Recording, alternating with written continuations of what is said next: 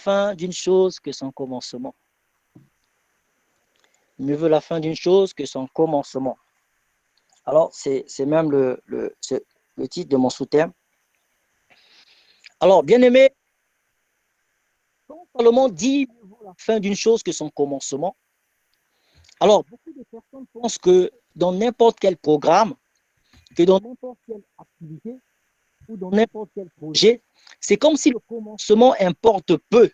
Et ce qui compte, c'est la fin. Bien aimé, c'est une mauvaise compréhension de la parole de Dieu. Et plusieurs ont mal compris le texte de Salomon. Alors, lorsque nous organisons des réunions dans nos églises qui prennent plusieurs jours, les réunions de prière, les réunions d'enseignement, les réunions de formation, des jeûnes et les retraites spirituelles, nos leaders ont l'habitude de dire aux gens, vous pouvez manquer le début, mais la fin ne manquez pas, parce que mieux vaut la fin d'une chose que son commencement. C'est vrai, bien aimé, quelqu'un peut venir à la fin et il a été béni, mais on comprend souvent mal ce passage. On comprend souvent mal ce passage. Beaucoup de personnes pensent que, c'est-à-dire qu'on peut faire ce que l'on veut, comme on veut, ou n'importe comment au début, et être sérieux à la fin. C'est faux, bien-aimé. Alléluia. Bien-aimé, qu'est-ce que Salomon a voulu nous enseigner lorsqu'il dit mieux vaut la fin d'une chose que son commencement? Ce matin, j'ai reçu un frère à la librairie. Alors, ce frère, c'est un frère de l'église.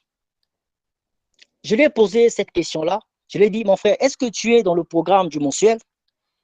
Alors, il m'a fait comprendre que non, non, non, non, je ne suis pas dans le programme parce que la Bible dit, vaut mieux la fin d'une chose que son commencement. Donc, moi, je veux rentrer dans 2 semaines. J'ai dit, ah, mon frère, tu comprends mal ce verset. C'est pas ce que Salomon a voulu dire. Alors, ensemble avec vous, nous allons comprendre qu'est-ce que Salomon a voulu nous enseigner lorsqu'il dit, mieux vaut la fin d'une chose que son commencement. Quand Salomon parle de la fin, bien aimé, il parle du résultat, la conséquence. Je m'explique. Quand tu as fait un travail, tu as fait une formation ou une étude, tu as conçu un projet, quand Salomon dit mieux vaut la fin, il a voulu montrer le résultat que tu auras à la fin. Parce que ce résultat est évalué, il doit être bon. Quand Salomon dit mieux vaut la fin, c'est parce que c'est à la fin qu'on fait une évaluation. C'est à la fin qu'on vérifie si tu as réussi ou pas. Mais Salomon ne voulait pas dire que le début n'est pas important, parce que les résultats de la fin peuvent dépendre pour beaucoup du commencement. Bien aimés frères, si vous commencez mal ou vous débutez mal, vous terminerez mal. Alléluia. Alléluia. Bien aimés, ils ne sont pas nombreux. Ils ne sont pas nombreux les gens qui commencent mal et terminent bien. Souvent, quand on commence mal, ces erreurs-là, ces manquements-là nous suivent partout. Même quand tu sais d'améliorer, à moins de réparer et de changer réellement. Et le constat aujourd'hui, dans beaucoup des choses que nous faisons, au début, vous allez trouver beaucoup de gens qui ne sont pas déterminés, qui ne sont pas ponctuels, qui ne sont pas sérieuses. Alléluia. Prenons l'exemple de nos enfants qui vont à l'école. N'avez-vous jamais remarqué lorsque nous sommes à la veille des examens, à quelques jours ou à quelques semaines, parfois à 1 ou à 2 mois, regardez la plupart de nos enfants. Là, ils veulent lire maintenant. Ils veulent étudier et participer à tous les travaux pratiques. Nous sommes tous peut-être passés par là, mais ce n'est pas comme ça qu'on prépare un examen. Tout le long de l'année, il y a des enfants qui ne lisent pas. Il y a des enfants qui n'ont jamais fait des exercices. Il y a des enfants qui s'en fichent des devoirs.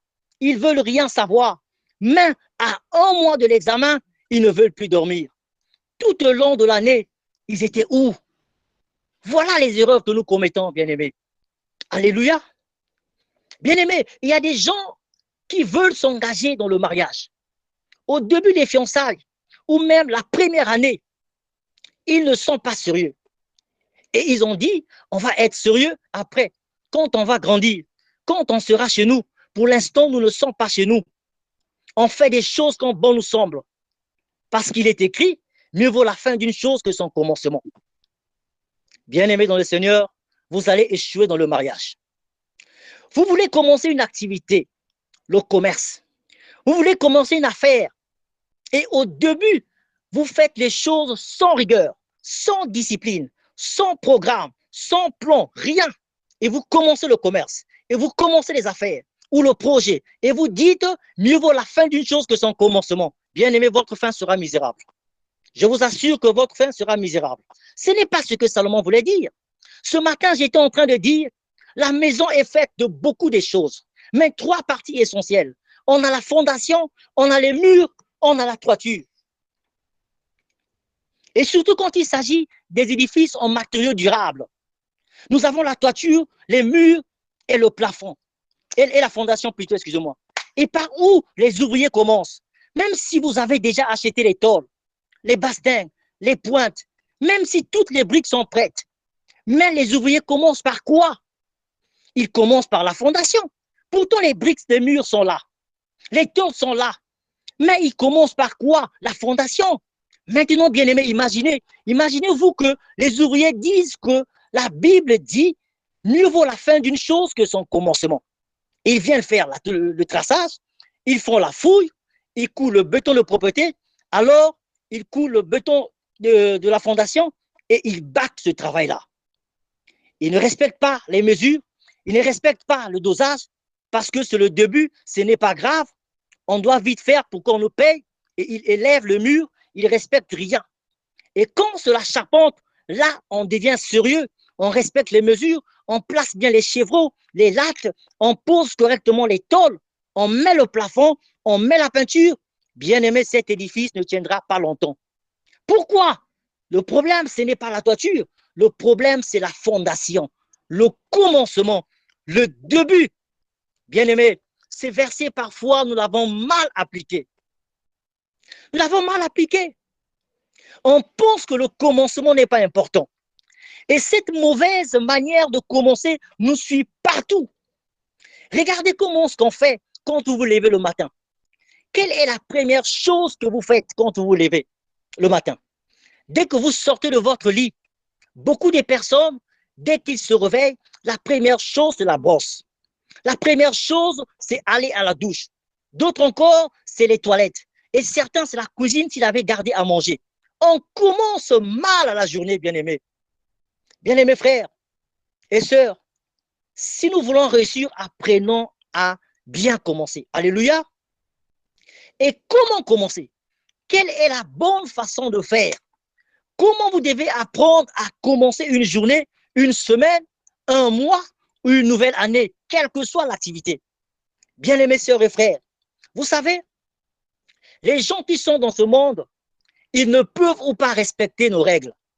Mais nous sommes un peuple qui appartient à Dieu. Et la Bible nous invite à nous conformer à la parole de Dieu. Alléluia. Et venez avec moi dans Genèse chapitre 1, verset 1.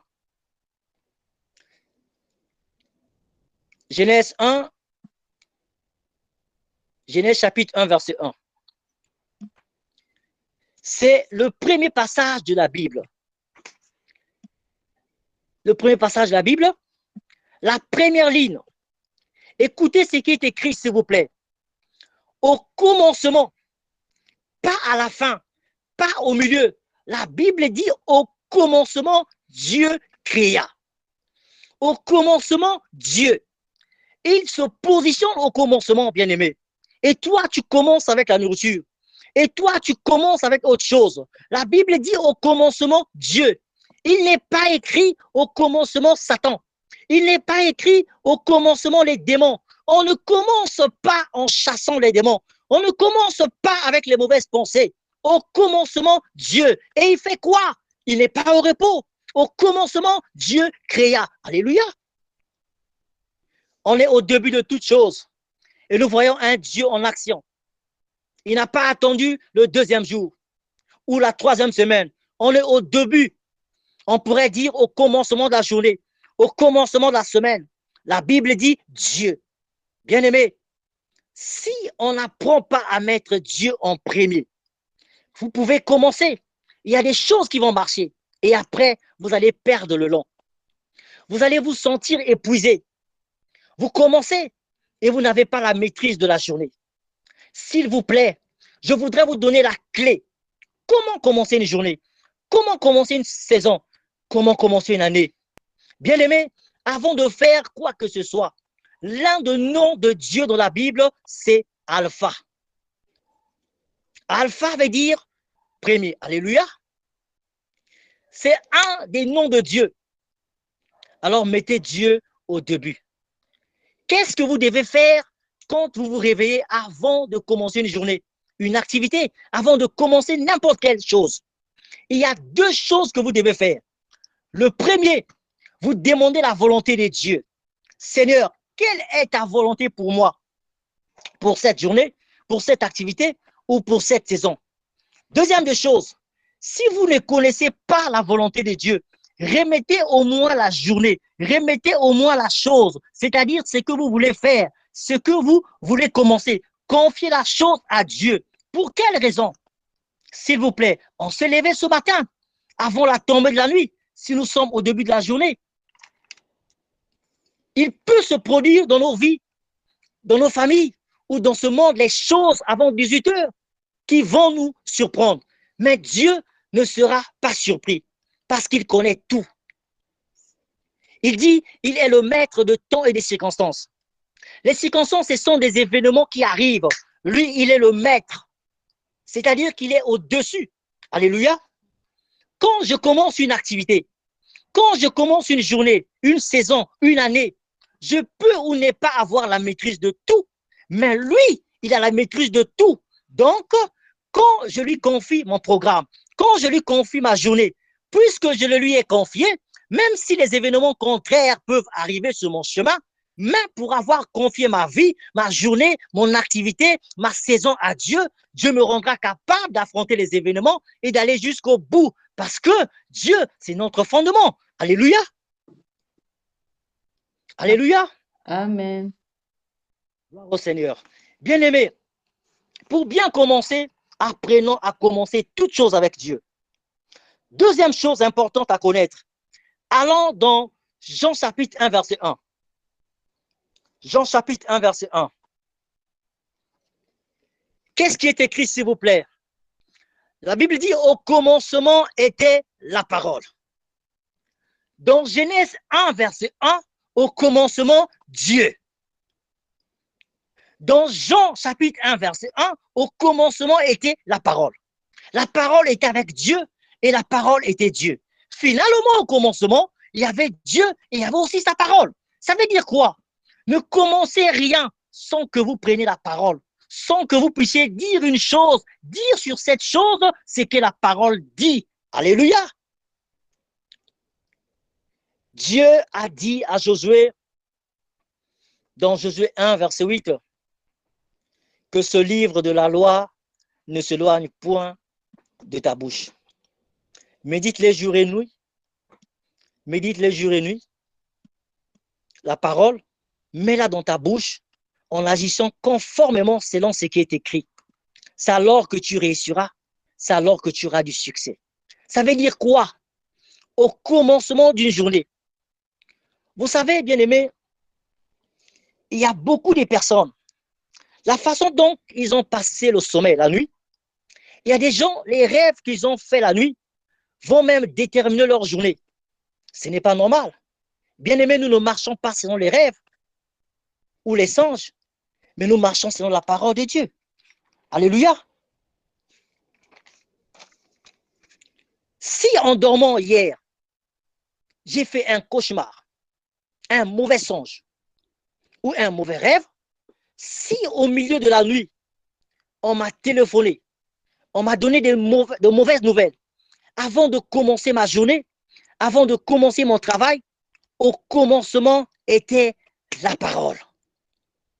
La parole de Dieu est dans mon cœur, la parole de Dieu est dans ma bouche, mais nous, on fait comment? On fait quoi? On fait quoi, bien-aimés? On commence une journée avec des plaintes, avec des murmures. C'est comme si vous êtes en train d'arroser la journée avec des paroles négatives. Comme tu as fait un mauvais rêve ou un mauvais songe, tu commences à raconter n'importe quoi. Ah, ma journée commence mal. Ah, c'est une mauvaise semaine. Ah, cette année commence mal. Pourquoi? Parce que tu as fait un faux pas. Parce que tu n'as pas eu ce que tu voulais. Tu commences à dire ma journée, ma semaine, cette année commence mal. Peut-être que tu ne sais pas. Les paroles sont un filet. Quand tu parles, c'est un filet que tu lances. Il y a des gens qui se laissent emporter par leurs paroles. Au commencement était la parole. Confesse la parole dans ta bouche. Que le Seigneur vous bénisse. Nous allons nous mettre en attitude de prière et nous allons prier Dieu. Bien-aimé, ce message, même moi dans le passé, je ne comprenais rien. J'avais l'habitude de dire que je préfère commencer un programme au milieu parce que mieux vaut la fin d'une chose que son commencement. Mais le Saint-Esprit de Dieu nous a menés dans une autre dimension pour comprendre que non, ce n'est pas ce que Salomon voulait dire. On comprend souvent mal les paroles de Salomon. C'est normal parce que Salomon était l'homme le plus sage, le plus intelligent que le monde ait jamais connu, en dehors de Jésus.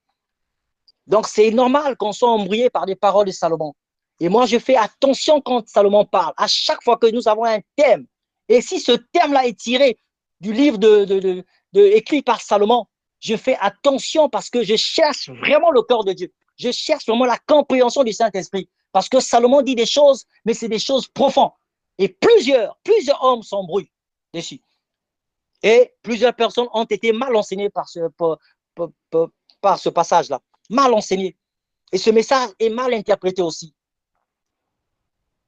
Nous allons nous mettre en attitude de prière et nous allons prier Dieu. Bien-aimé, tu as écouté cette parole. Certainement, tu t'es retrouvé au travers de cette parole. Il y a eu des programmes à l'église. Il y a eu des programmes sur prière ensemble, sur femmes épanouies.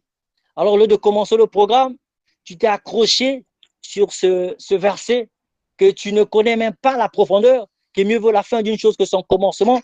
Alors, ce soir, tu as compris quelque chose. Par la lumière du Saint-Esprit, tu as compris quelque chose. Alors, tu vas rentrer en toi-même, tu vas prier Dieu, tu vas demander à Dieu de te communiquer sa force, de commencer une journée, de commencer un programme, de commencer une activité avec Dieu. Tu vas demander au Saint-Esprit de Dieu de prendre cette parole et de l'imprimer dans ton cœur, afin que tu ne penses plus comme tu voulais penser, comme tu pensais avant, mais que le Saint-Esprit de Dieu t'emmène dans la dimension qu'il veut ce soir dans le nom de Jésus. Élevons nos voix et prions. Ce soir.